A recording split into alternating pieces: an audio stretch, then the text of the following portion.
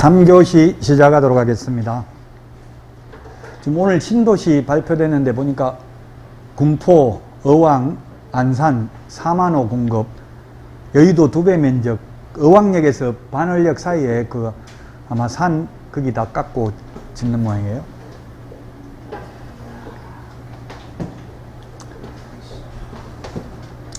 자, 문제 22번 보도록 하겠습니다.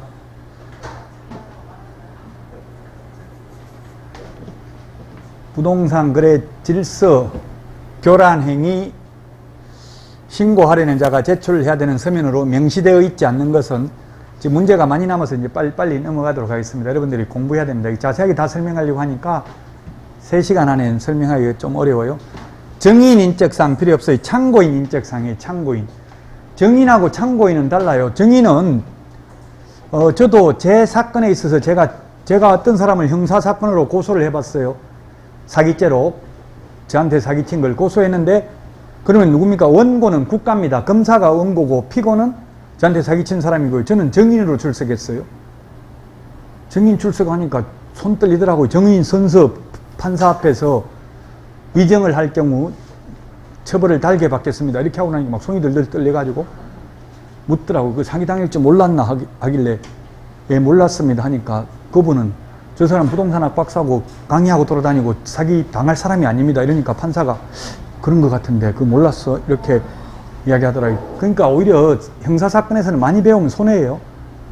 다 한다고 하니까 오히려 불리하더라고요. 어쨌든 그 정인은 이거 위정 처벌받아요. 정인은 그 정인 써달라고 하면 아무도 정인 안 써준다고요. 잘 그 정인 인적상까지 제출하라고 하면 이거 뭐 정인 못 세우면 신고 못 하겠죠?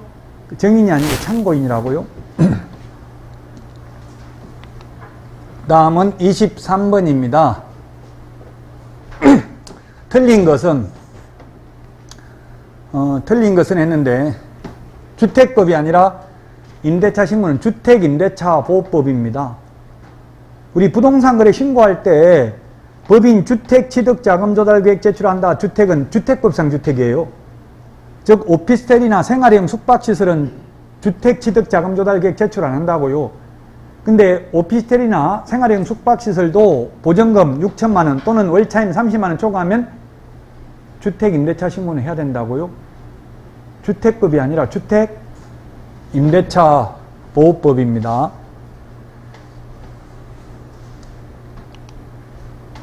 올해 6월 1일부터 신설된 내용이고요.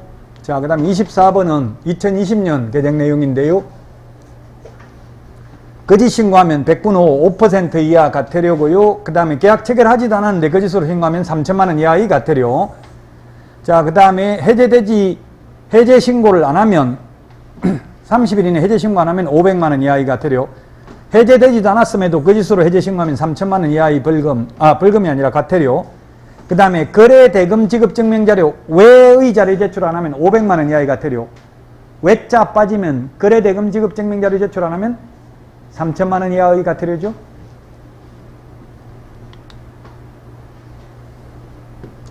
(25번) 기출문제입니다. 틀린 것입니다. 민사집행법 설명으로 틀린 것입니다. 예.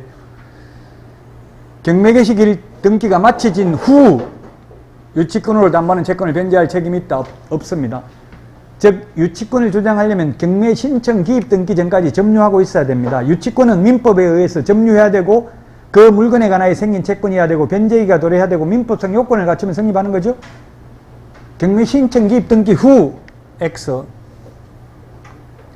경매신청 기입 등기 전까지는 점유하고 있어야 유치권을 주장할 수 있다. 유치권, 분묘기지권, 법정지상권은 인수되는 권리죠. 기출문제입니다. 1번이 틀렸고요. 그 다음에 차순위 매수신고는 그 신고액이 최고가 매수신고액에서 그 보증금을 뺀 금액을 넘는 때에만 할 수 있습니다. 2등 하려면. 3번 매각대금을 다 낸 때 소유권을 취득합니다. 민법 187조에 의해서. 재매각 절차에서 전 매수인은 매수 신청할 수 없고 매수 신청 보증을 돌려줄 것을 요구하지도 못한다. 재매각이라는 건 뭐냐면 보증금만 걸어놓고 잔금을 안 내면 다시 재매각 한다고요. 또 전 매수인이 입찰에 참여하면 또 보증금만 걸어놓고 잔금 안 내고 이러면 계속 경매 절차가 지연되겠죠. 그래서 전 매수인은 재매각 절차에서는 다시 입찰에 참여할 수 없습니다. 유찰되어서 다시 하는 매각을 새매각, 매각 잔대금을 납부하지 않아서 실시하는 매각을 재매각이라고 합니다. 기출문제입니다. 민사집행법. 자, 후순위 저당권자가 경매를 신청하였더라도 매각부동산 위의 모든 저당권, 건저당권, 담보가등기, 압류, 가압류는 말소됩니다. 유치권, 분묘규직권, 법정지상권은 인수됩니다. 그 외에 나머지 권리, 지상권, 지역권, 전세권, 임차권, 환매등기, 가처분 등기, 소유권, 이전 청구권, 보전가등기는 말소 기준 권리보다 선순위면 인수되고 말소 기준 권리보다 후순위면 말소되죠. 담보가등기는 경매에서는 저당권하고 똑같습니다. 무조건 말소됩니다. 그러나 보전가등기는 선순위면 인수되고 말소 기준 권리보다 후순위면 말소됩니다. 26번 기출문제입니다. 매수신청 대리와 관련해서 틀린 것입니다. 차순위 매수신고 대행할 수 있습니다. 대행할 수 없는 것, 소송대리, 명도소송, 배당이의소송, 항고소송, 기일변경 신청 이런 거는 변호사가 할 수 있습니다. 대행. 개업공개사가 대행할 수 있는 거 우리 암기 프린트 34번에 보면 7가지가 있습니다. 보증금 대신 내는 거, 보증금 대신 돌려받는 거, 차순위 매수 신고하는 거, 차순위 매수 신고인의 지위를 포기하는 거, 공유자 우선 매수 신고, 구임대주택법상 임차인 우선 매수 신고 이런 거 할 수 있습니다. 7가지 있죠? 암기 프린트 34번. 소송 대리는 안 됩니다. 그리고 2번은 개업공개사가 직접 법원에 출석해야 됩니다. 개업공개사가 출석해야 되므로 우리 중개실무교육은 모든 임원, 사원, 전원이 다 받지만 경매실무교육은 대표자만 받죠? 어차피 매수신청대리 실무교육 받을 필요가 없는 게 법원에 출석 못한다고 이 대표자 빼고는. 매수신청대리 보수지급 시기는 매각, 대금, 지급, 기한입니다. 기한, 기일이 아니라 기한일입니다. 중개보수는 약정이 없으면 거래, 대금, 지급이 완료된 때죠. 10일 이내 이전 신고하는 것은 중개사무소나 매수신청대리나 똑같습니다. 사무소 옮기고 나면 10일 이내. 우리 공인중개사법에는 이전 후 등록관청, 매수신청대리는 이전 후 지방법원장에게 신고해야 되고요. 매수신청대리 업무정지는 1월 이상, 2년 이하죠. 중개사무소 업무정지는 6월 이하. 이게 몇 번에 있나요? 암기 프린터 1월이라는 표현이 45번에 2번에 있네요. 45번에 2번. 45번에 2번. 5번이 정답이 되겠습니다. 틀린.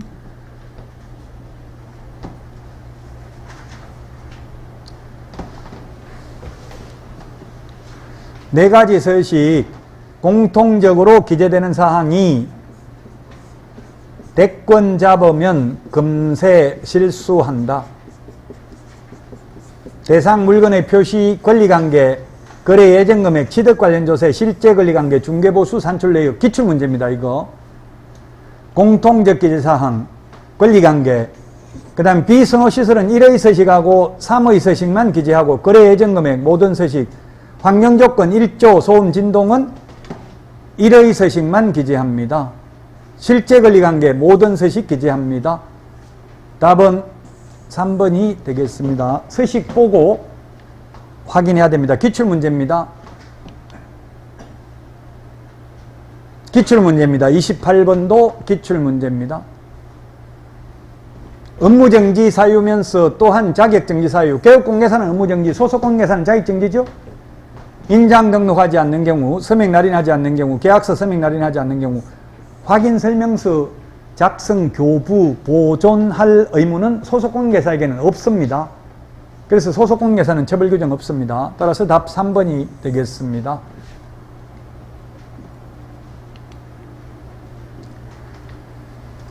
(29번) 기출문제입니다. 자, 기출문제인데 서울에 있는 상가고 10억이네. 10억. 서울에서 9억, 과밀업제권역 6억 9천, 광역시 5억 4천, 기타 지역 3억 7천 초과하면 원칙적으로 상가건물임대차보호법 적용 안 되죠? 예외적으로 적용되는 게 뭐라고 했습니까? 임시, 표준, 대개, 영덕 대개가 아니라 표준 대개를 먹으라고 권했다. 요것만 적용됩니다. 임시특례 아까 했잖아요. 2020년 9월 29일부터 6개월간 연체한 차임은 3개의 차임액을 연체하는 것으로 포함시키지 않는다. 3개의 차임액을 연체하는 것으로 보는데 포함시키지 않는다. 그 다음에 표준계약서가 2개가 있어요. 표준권리금계약서는 국토부 장관이 법무부 장관과 협의를 거쳐 사용을 권장할 수 있습니다. 암기 프린트 54번 맨 밑에 있네요. 54번 맨 밑에. 근데 상가금리 임대차 표준계약서는 법무부 장관이 국토부 장관과 협의를 거쳐서 사용을 권장할 수 있습니다. 국토부 장관, 표준권리금계약서는 국토부 장관, 상가금리 임대차 표준계약서는 법무부 장관. 주어를 바꾼다고요. 국토부 장관, 법무부 장관. 그 다음에 대항력, 계약갱신요구권, 권리금 회수기회 보장, 3개의 차임이 연체하면 해지할 수 있는 거. 이거는 10억 초과하더라도 적용됩니다. 틀린 거 되는데 대항력 적용됩니다. 우선면제권 인정 안 된다고요. 우선면제, 최우선면제, 최단기 존속기간, 임차권 등기명령, 월차임 전환율 5%밖에 못 올린다. 이런 건 적용 안 된다고. 9억 초과됐기 때문에. 기출문제입니다. 민법에도 출제됐습니다. 이거. 우선면제 인정 안 되고요. 계약갱신요구는 거절하지 못합니다. 계약갱신요건은 인정됩니다. 예, 계약갱신요구 10년을 초과하지 않는 범위 내에 생사할 수 있습니다. 전임대차와 동일한 조건을 다시 계약한 것으로 봅니다. 다만 차임과 보증금은 정감할 수 있습니다. 그래서 처음에 6년 계약 체결하면 갱신요구 불가능입니다. 6년 합하면 12년이잖아요. 전임대차와 동일한 조건이기 때문에 5년 계약한 경우는 갱신요구 할 수 있고요. 4년 했으면 8년만 하면 끝이죠. 3년 했으면 3년, 9년까지 밖에 못합니다. 갱신요구 거절해도 된다고요. 10년을 초과하니까 갱신인 임대차는 전임대차와 동일한 조건이다. 단 묵시적 갱신은 존속기간 1년으로 본다. 주택임대차에서는 갱신 요구하면 2년이죠. 2년. 갱신된 임대차는 2년입니다. 답이 몇 번이라고요? 2번 9억을 초과했기 때문에 우선면제, 최우선면제, 최단기 존속기간, 월차임 전환율 5%밖에 못 올린다. 임차권 등기명령 이런 건 적용 안 된다고요. 적용되는 게 뭐냐고요. 임시, 표준, 대개, 권해 요것만 적용된다고요. 기출문제, 민법에도 이런 취지의 문제가 출제됐습니다.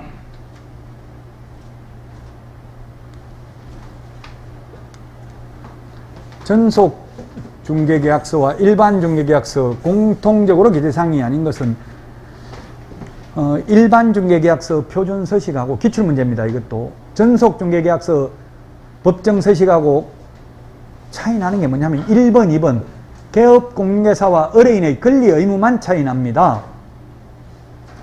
일반 중개계약은 의뢰인은 이 일반 중개계약에도 불구하고 다른 개업공개사에게 중개를 의뢰할 수 있죠. 근데 전속 중개계약은 다른 데 의뢰해가지고 거래가 이루어지면 위약금 물어야 되잖아요. 중개보수 100%에 해당하는 위약금. 그게 차이점이라고요. 핵심적인 차이점 그것밖에 없어요. 나머지 유효기간 등은 다 똑같습니다. 2주일에 1회 이상 업무 처리상 문서로 통지해야 되는 건 전속 중개계약만 해당되잖아요. 일반 중개계약은 통지해도 되고 안 해도 되죠.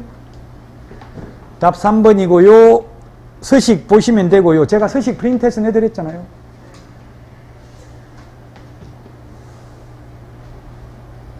2주일에 1회 이상 전속 중개계약은 업무 처리사항을 문서로 통지해야 되잖아요. 그리고 7일 이내 전속 중개계약은 비공개 요청하지 않는 한 공개해야 되죠. 일반 중개계약은 공개해도 되고 안 해도 되고 이런 개업공개사와 의뢰인의 권리 의무사항만 다르다고. 나머지 기재사항은 다 똑같다.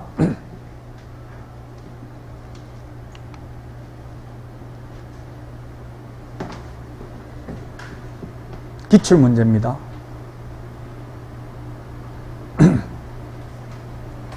옳은 것. 갑이 중개사무소 폐업하고자 하는 경우 국토부 장관에게 미리 신고해야 된다. 휴업, 폐업, 재개, 변경신고 다 미리 신고죠. 국토부 장관이 아니라 누구? 등록관청에. 휴업하려면 국토부 장관한테 찾아가려면 힘들잖아요. 부산 있는 사람이 시군구에 하면 되죠. 간판, 지체 없이 철거해야 되는 게 세 가지입니다. 사무소 이전, 폐업, 등록 취소. 안 하면 과태료 부과한다는 규정 없고요. 다만 행정대집행법에 의해서 대집행하고 그 비용만 청구할 뿐이에요. 처벌 규정은 없어요. 과태료 틀렸고요. 2019년 2월 8일 1개월 업무정지 받았으나 2019년 7월 1일 폐업 신고를 하였다가 아직 1년 안 지났죠. 폐업기간 1년 지나면 못하죠. 2019년 12월 1일 다시 등록을 한 경우 종전 업무정지 처분의 효과는 승계되지 않고 소멸된다 했는데 승계됩니다. 처분일로부터 1년간 재등록한 개업공개사에게 승계된다고, 증가기록이 승계된다고요. 여기 좀 어려워요. 아까도 그 행정제재처분 효과의 승계를 했는데 조금 어렵긴 한데 승계됩니다. 처분일로부터 1년간 재등록한 개업공개사. 4번 갑이 2019년 1월 8일 1월의 업무정지 처분에 해당되는 위반 행위를 하였으나 2019년 3월 5일 폐업 신고를 하였다가 12월 5일 다시 등록을 한 경우 종전 위반 행위에 대한 1월의 업무정지 처분을 받을 수 있다. 있죠. 승계되니까. 업무정지 과태료 처분의 효과는 그 폐업일로부터가 아니라 처분일로부터 1년간 재등록한 개업공개사에게 승계된다. 즉 잔머리 굴려가지고 행정처분 안 당하려고 폐업해도 소용이 없다는 이야기예요. 사무소 이전해도 마찬가지고요. 휴업을 해도 마찬가지고. 4번이 정답입니다.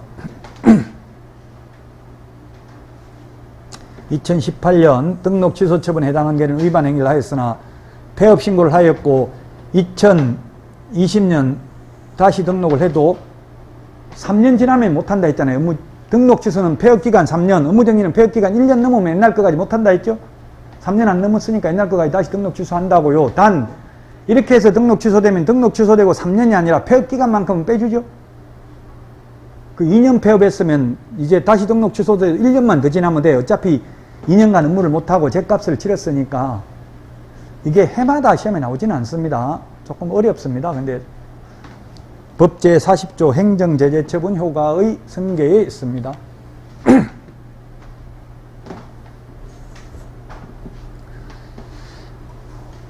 옳은 것입니다. 옳은 거. 해제신고 30일 이내입니다. 해제신고, 부동산거래 신고, 주택임대차 신고 전부 30일이죠. 주택임대차 신고와 부동산거래 신고 계약일로부터 30일, 해제신고는 해제 등이 확정된 날로부터 30일 이내 신고, 부동산거래 신고 계약일로부터 30일 이내 안 하면 500만원 이하의 과태료, 해제신고 30일 이내 안 하면 500만원 이하의 과태료, 해제 안 됐는데 부동산거래 안 했는데 거짓으로 신고하면 3천만원 이하의 과태료, 주택임대차 신고 계약일로부터 30일 이내 안 하면 100만원 이하의 과태료, 500만원 이하의 과태료. 맞네요. 1번이 옳은 지문이고요. 2번 부동산거래 신고는 중개거래면 개업공개사가 해야 됩니다. 근데 해제신고나 임대차 신고는 개업공개사에게 할 의무는 없습니다. 할 수는 있죠. 안 해도 처벌은 안 받습니다. 그 이유가 뭐냐면 무효 취소 해제는 소송을 해가지고 몇 년 지나가지고 될 수도 있다고요. 소송을 하다가. 그러면 2년 뒤에 3년 뒤에 무효 취소 해제되는데 개업공개사가 모를 수도 있잖아요. 모르는데 안 했다고 처벌하면 말이 안 되죠. 당사자들끼리 소송에 의해서 보통 무효 소송 이런 게 된다고요. 취소 소송 이런 게. 그래서 무효 취소가 됐는지 안 됐는지 개업공개사는 몰라요. 계약하는 건 알 수 있잖아요. 계약을 자기가 중개했기 때문에. 따라서 부동산거래 신고를 안 하면 500만원 과태료지만 해제신고는 중개거래라도 안 해도 개업공개사 처벌 규정 없고요. 거래 당사자만 500만원 이하의 과태료입니다.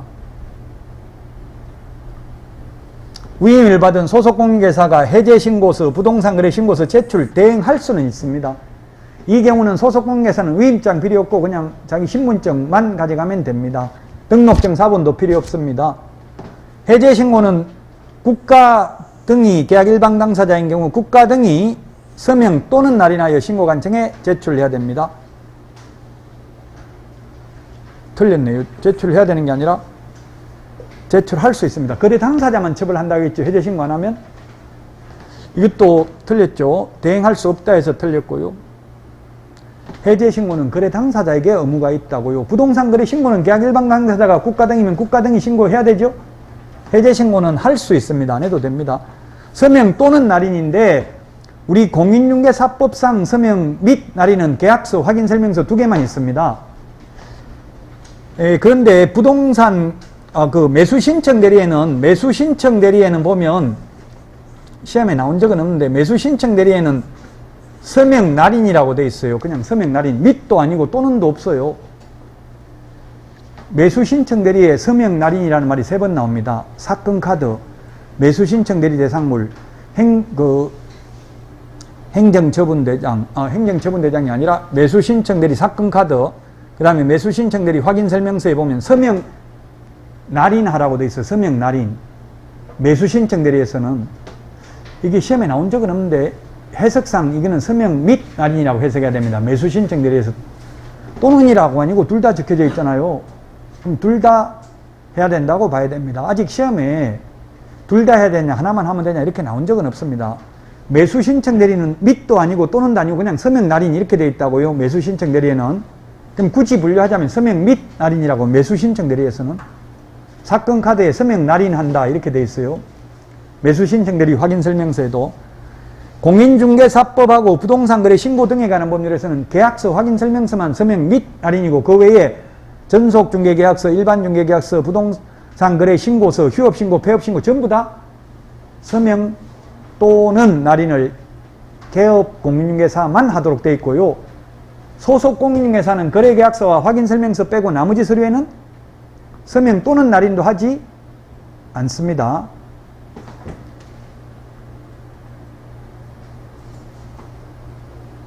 자, 그 다음에 5번 거래 당사자의 위임을 받은 사람은 신고서 제출은 대행할 수 있지만 해제 신고서 제출은 대행할 수 없다 했는데 있습니다. 주로 거래 당사자 위임을 받은 사람이 누구냐면 직거래하면은 법무사들입니다. 중개거래면 개업공개사가 할 것 같으면 소속공개사가 대행할 수 있고요. 따라서 1번이 정답입니다.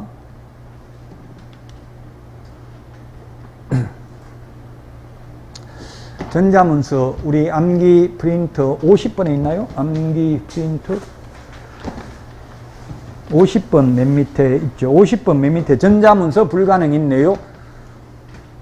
전자문서로 할 수 있는 것 일방이 거부하는 경우, 그 다음에 일방이 거부, 분양가격, 선택 품목, 옵션 비용 이건 단독으로 가능하니까 전자문서 안 되고 면적 변경 없는 상태에서 가격 변경하는 경우도 단독으로 하기 때문에 불가능입니다. 5번이 답이네요. 전자문서 가능하고요. 단 5번 중에도 우리 암기 프린터 14번에 있는데요. 주지사 종목인데 암기 프린터 14번에 보면은 당사자의 주소, 전화번호, 휴대전화번호 정정은 전자문서 안 된다고 돼 있죠. 일방이 가능하므로 암기 프린터 50번 맨 밑에 전자문서 불가능한 거 있습니다. 답이 5번입니다. 전자문서 가능한 거 5번.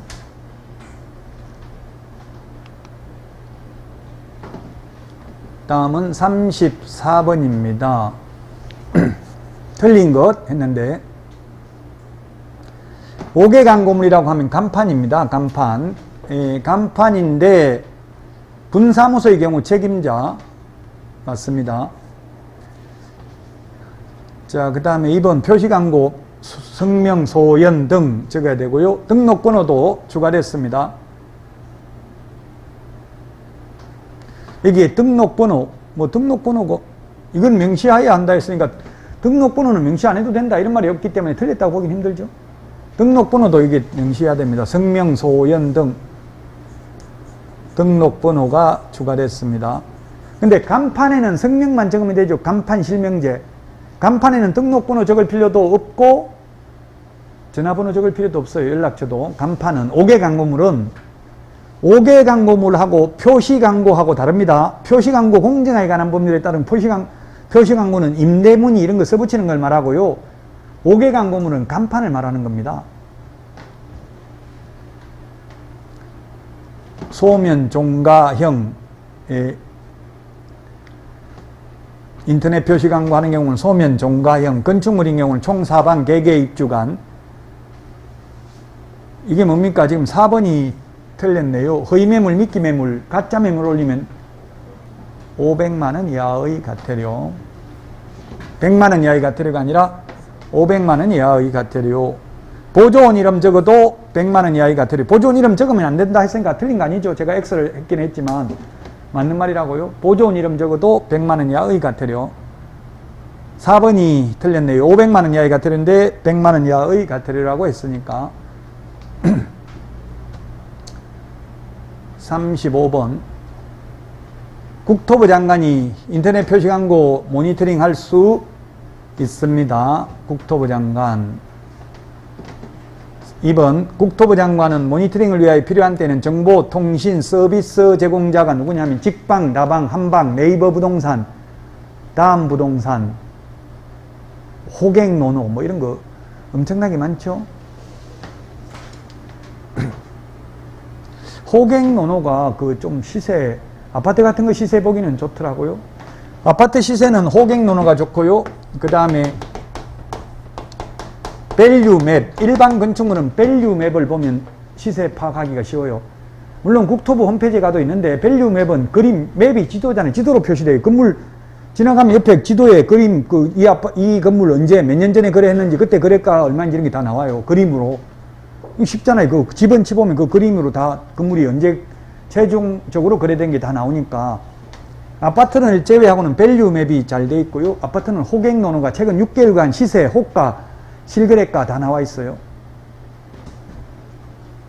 완전 호구인 고객은 안 된다는 이야기. 호갱노노.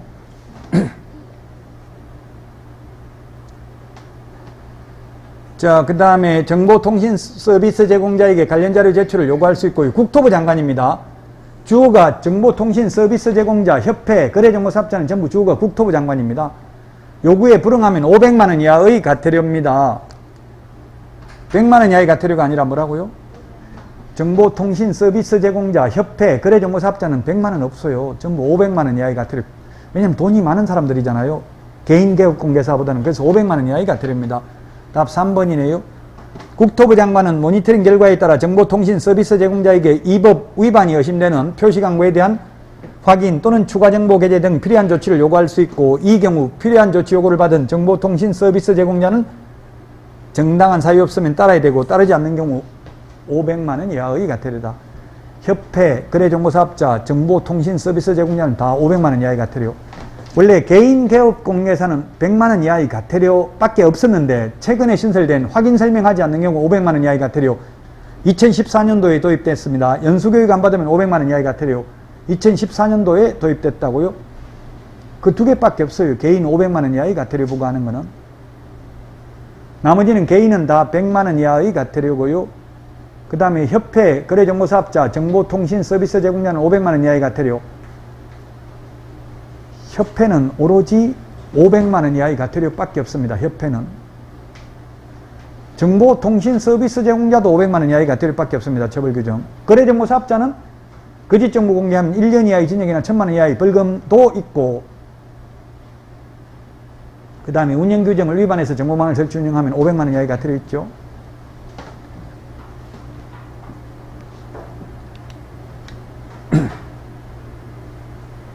기출문제입니다.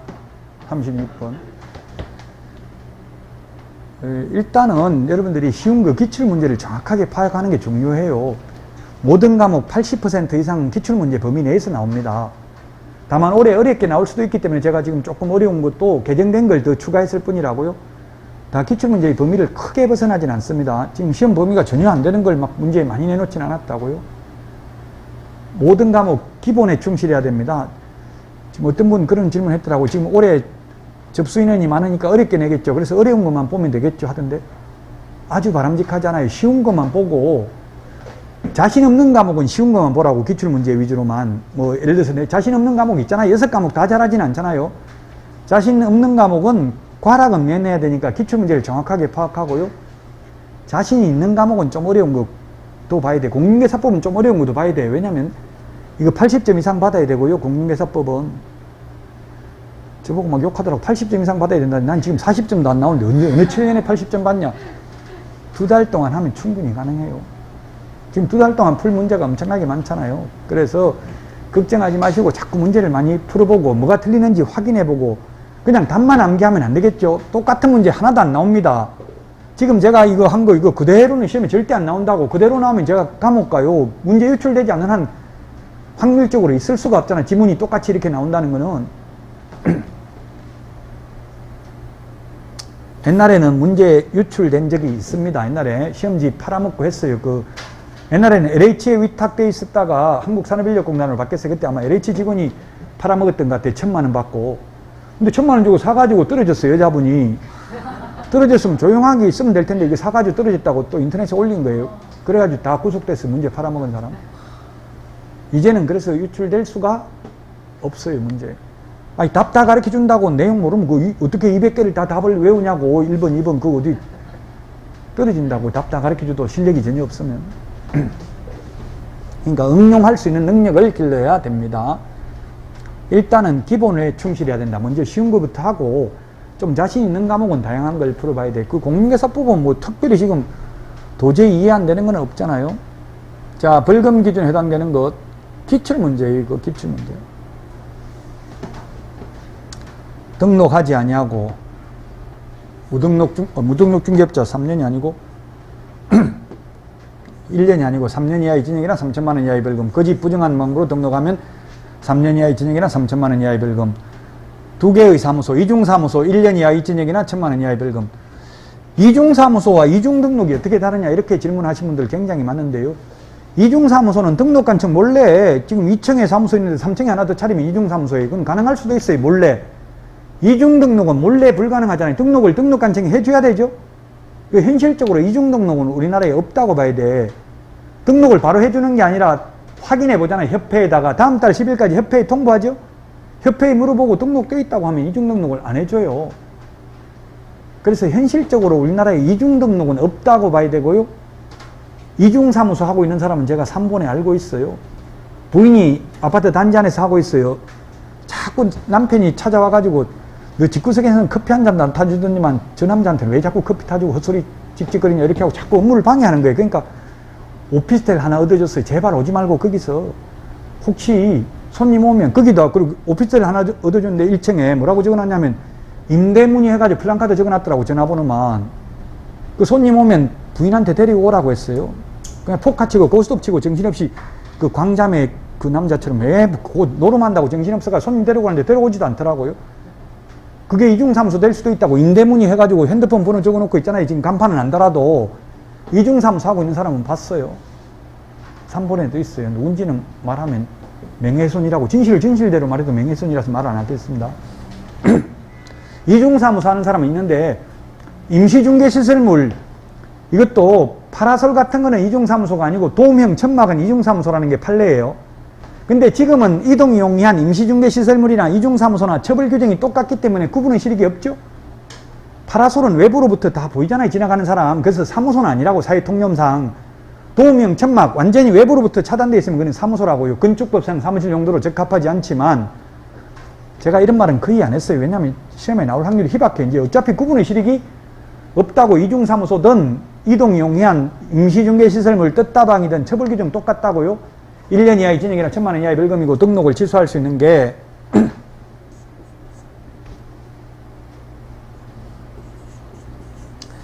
가짜매물, 허위매물, 미끼매물 올리면 500만 원 이하의 과태료라고 했죠. 이거는. 그럼 뭐예요? 기역, 니은, 뒤끝, 리얼 4개네요. 4번이 정답이네요. 4번. 기출문제였습니다. 부동산 거래 질서 교란행위입니다. 교란행위. 틀린 것. 국토부 장관이 설치 운영할 수 있고요. 그 다음에 신고사항에 대한 확인 또는 시도의사 및 등록관청의 신고사항에 대한 조사 및 조치 요구 등 업무를 수행하고요. 국토부 장관은 신고센터의 업무를 이게 좀 문제가 여기 있네. 한국부동산원에 위탁할 수 있다, 위탁한다. 이거 둘 다 X라고 하기는 좀 어려워요. 아까도 말했지만 이게 조금 애매한데 이거 가지고 자꾸 이것도 답 아니냐 이렇게 하는 분이 있는데 법에는 대통령령이 정하는 기관에 위탁할 수 있다 이렇게 돼 있고 대통령령에 가보면 한국부동산원에 위탁한다 이렇게 돼 있어요. 요거는 그냥 위탁할 수 있다, 위탁한다 이렇게 나오더라도 다 무조건 X 하지 말라고요. 기출문제 자체도 100% 완벽하지 않아요. 자, 신고사항에 대한 조사 및 조치 요구를 받은 시도의사 및 등록관청은 신속하게 조사 및 조치를 완료하고 완료한 날부터 7일이 아니고 10일 이내에 신고센터에 통보해야 된다. 앞에도 문제 있었죠, 이거. 앞에 똑같이 중복되네요. 개정된 걸 자꾸 하다 보니까. 4번이 틀렸네요. 신고센터는 매월 10일까지 직전달의 신고사항 접수 처리 결과를 국토부 장관에게 제출해야 된다. 아까 문제는 신고센터, 10일 이내에 신고센터가 아니라 국토부 장관에게 통보해야 된다 해서 X했죠? 똑같은 문제는 아닌데 유사한 문제입니다. 지금 개정된 거 위주로, 오늘 문제가 개정된 거 위주로 하다 보니까 좀 문제가 약간 똑같진 않지만 내용이 약간은 중복되고 있습니다.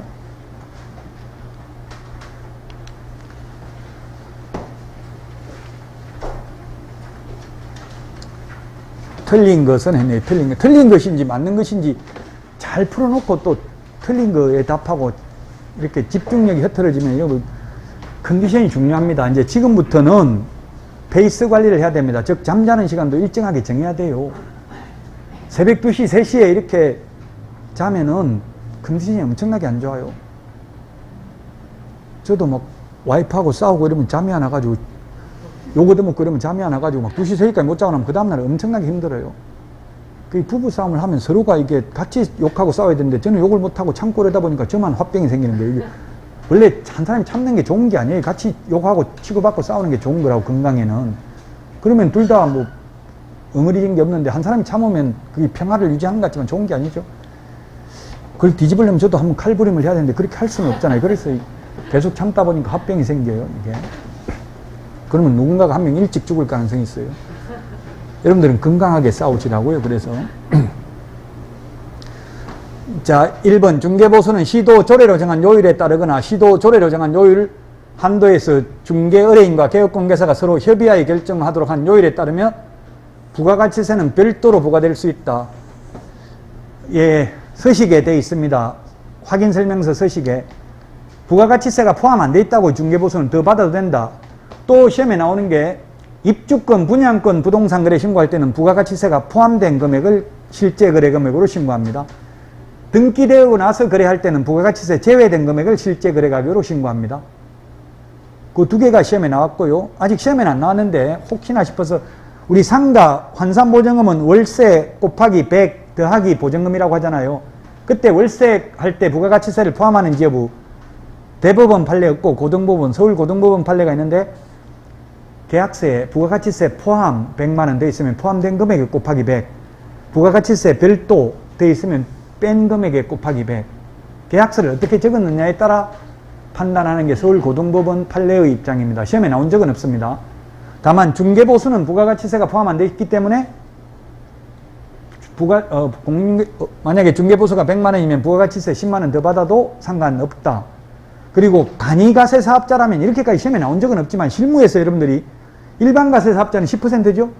간이가세 사업자는 3% 받을 수 있어요. 부가가치세를. 간이가세 사업자, 여러분들 처음에 개업할 때는 간이가세 사업자로 하면 되죠. 자동으로 소득이 높아지면 일반가세 사업자로 넘어가잖아요. 네, 1번은 맞고 2번 확인설명서에 공공임대주택인지 여부를 기재하도록 입법화되어 있다. 안 되어 있습니다. 왜? 공공임대주택, 영구임대주택 50년, 국민임대주택 30년 이런 거는 중개대상물 이다 아니다? 아니잖아요. 여기 살던 세입자가 나가고 싶으면 중개사무소에 다른 세입자 구해달라고 하는 게 아니라 LH에다 이야기하되 나가겠다고 그러면 LH가 새로 입주자 모집합니다. 중개대상물 아니니까 이런 건 없어요. 공공임대주택인지 여부는. 예, 조정대상 지역인지 여부 기재하도록 하는 한 없습니다. 그 다음에 주택거래 신고지역 기재한, 주택거래 신고지역이 이명박 정부 때 폐지됐어요. 옛날에 주택거래 신고지역은 15일 이내에 주택거래 신고했었어요. 노무현 정부 때는. 근데 지금 폐지되고 없습니다. 그래서 기재한 난이 최근에, 기재하는 난은 최근에 없어졌습니다. 그 다음에 개업공개사가 서면으로 작성하여 교부하는 확인설명서에 개업공개사와 의뢰인 간 약정에 따른 중개보수 지급 시기를 기재하는 난이 있습니다. 서식에 보면 언제 지급하는지 적는란이 있다고요. 만약에 계약서 적을 때 계약시 즉시 지급하기를 한다 이렇게 하면 의뢰인 입장에서라면 잔금 치를 때 줄게요 이렇게 말해야 되겠죠. 그 계획공개사들이 물어보지도 않고 그냥 중개보수 최대요율로 프린트 해가지고 주잖아요. 확인설명서에 찍혀 나오잖아요. 이게 참 안타깝게도 이번에 개편안에도 보면 협의하도록 되어 있다고. 협의 0.9 범위 내에서 0.7 범위 내에서 협의라고 무조건 고정요율을 받는 게 아니고 그럼 의뢰인들이 깎아달라고 하면 깎아줄 수밖에 없는 게 현실이에요. 협의가 불성립하면 소송해야 돼. 그러니까 개업공개사들한테 저도 그래 해보니까 미리 말하지 이러더라고. 이미 확인설명서에 찍혀 나오고 나면 그대로 달라고 그래요. 그럼 협의한 적 있냐 하니까 미리 왜 말 안 했냐 이렇게 하더라고요. 그래도 싸우면 결국은 다 받을 수가 없어요. 안 주는데 돈 없는데 소송하면은 판례는 협의한 적 없다. 근데 협의한 적 없다가 좀 말이 안 되는 게 확인설명서에 의뢰인들이 다 도장을 찍잖아요. 확인설명 듣고 확인설명서를 수령합니다 하고 도장을 찍었기 때문에 안 들었다. 개업공개사는 다 설명했잖아요. 나 들은 적 없는데 이러면 둘 다 거짓말하면 판사는 뭐 봅니까? 서류만 보는 거죠. 그래서 의뢰인 입장이라면 미리 확인설명서 출력해가지고 뭐 100만 원 찍혀 있으면 좀 깎아주세요. 이게 미리 말해야 돼. 왜 100만 원 말도 안 하고 협의하게 돼 있는데 왜 협의도 안 하고 그냥 이렇게 찍어버렸습니까? 이렇게 법 몇 조 몇 항에 의하면 협의하게 돼 있잖아요. 이러면 깜짝 놀랄 거 아니에요. 법 조문까지 다 알고 있으면. 미리 그래서 말을 해야 돼요. 만약 의뢰인 입장이라면. 개업공개사 입장에서는 아무 말 안 하고 무조건 최고요율을 찍는 게 유리하죠. 최고 많이 받는 게. 법이라는 것은 나한테 유리하게 해석할 수 있어야 돼요. 2번이 답이고요. 39번 5개 광고물은 간판이라고 했습니다. 간판 틀린 것. 1번 5개 광고물 중 벽면 이용 간판, 돌출 간판, 옥상 간판에 연락처 간판 실명제라고 했죠. 연락처 등록번호 안 적어도 된다. 성명 적어야 된다. 성명 안 적으면 100만 원 이하가 됩니다. 1번 틀렸네요. 2번은 보조원 이름 적으면 100만 원 이하가 돼요. 소속공개사는 규정 없다. 거짓 표시 광고, 허위 매물 올리면 500만 원 이하가 돼요. 그 다음에 개업공개사가 아닌 자가 표시 광고하면 1년 이하 2천억이나 1,000만 원 이하의 벌금. 따라서 보조원 이름으로만 광고하면 1년 이하의 징역이나 1,000만 원 이하의 벌금. 개업공개사 이름으로 광고를 하면서 실장, 박용덕 적었는데 그 실장이 보조원이면 100만 원 이하가 돼요. 보조원 이름은 적으면 안 된다고 아예. 정당한 사유 없이 개업공개사 등의 중개사물에 대한 정당한 표시 광고 행위를 방해하는 자는 3년 이하의 징역이나 3,000만 원 이하의 벌금. 5억 올려놓으니까 옆에 아파트는 10억인데 왜 우리는 5억 올려놨냐. 우리도 10억을 안 올리면 가만 안 두겠다. 이 중개업소 이용 안 하도록 분의회에서 담합하겠다. 이런 식으로 하면 업무를 방해하면 3년 이하의 징역이나 3,000만 원 이하의 벌금입니다. 부동산 거래 질서 교란 행위라고요. 이게 누구든지 시세에 부당한 영향을 미칠 목적으로. 답 1번이죠. 틀린 거. 기출 문제입니다. 40번. 옳은 것. 갑이 소속갑, 개업공개사 갑, 소속공개사 을, 보조원 등이네요. 보조원도 외국인도 직원으로 취직해도 되죠. 외국인도 자격증 따면 개업해도 됩니다. 단 외국인이 취직하려면 뭐 제출해야 돼? 결격 사유에 해당되지 않냐을 입증하는 그 국가에 주재하는 대한민국이 영사관이 확인하는 공정서류나 증명서류 또는 아포스티유 확인서를 제출해야 됩니다. 시험에 소속공인중개사를 외국인으로 고용하려면 자격증 4번 제출해야 된다. X. 자격증은 제출 안 한다고 했죠? 암기 프린트 51번에 1번부터 5번, 1번부터 3번까지 자격증 제출 안 하잖아요. 자격증 제출하는 게 아니라 결격 사유에 해당되지 아니함을 입증하는 서류를 제출해야 됩니다. 맞습니다. 을이 누굽니까? 소속공개사죠? 소속공개사는 직무교육 받는 게 아니라 실무교육. 보조원, 병리 직무교육 받죠? 직무교육 X. 고용신고는 업무 개시 전에, 고용관계 종료 신고는 사후 10일이네. 고용신고나, 따라서 답은 1번이네요. 고용신고나 고용관계 종료 신고를 안 해도 처벌 규정이 명문화되어 있지는 않습니다. 다만 그 밖에 이 법 또는 이 법에 의한 명령 위반으로 6월 이하의 업무정지, 개별 기준은 1개월입니다.